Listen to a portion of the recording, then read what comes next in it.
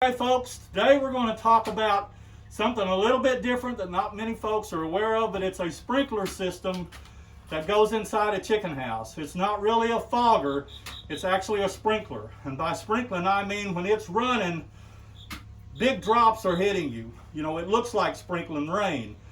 And we use this thing as kind of a water conservation effort.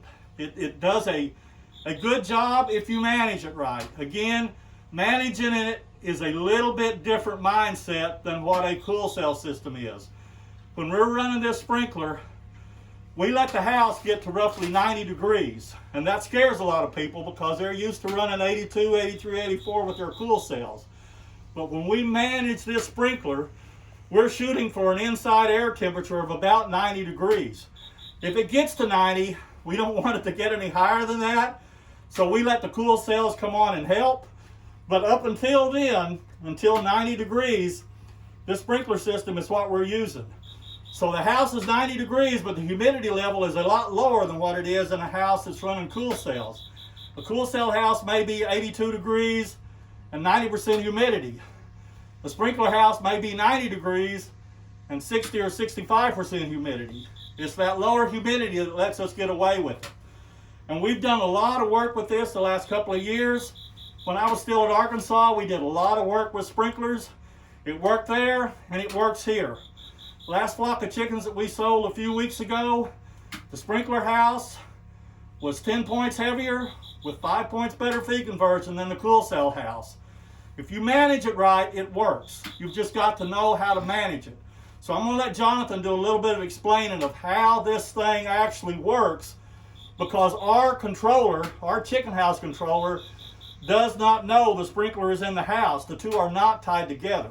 It has its own controller, and I'm going to let Jonathan explain a little bit about that. All right, well this is the actual sprinkler controller, and this is a weed and environments controller.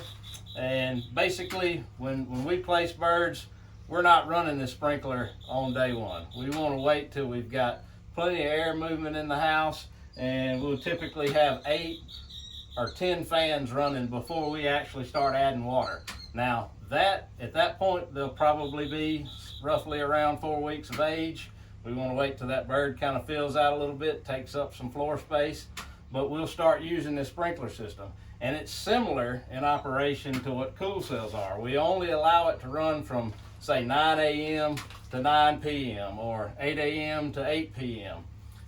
So that's the only point in time during the day that it'll run. We'll go in, we'll set the date. You can set when it actually starts to cool. You know, you can set it where it'll start cooling at day 21 or day 32, however you want to set it up.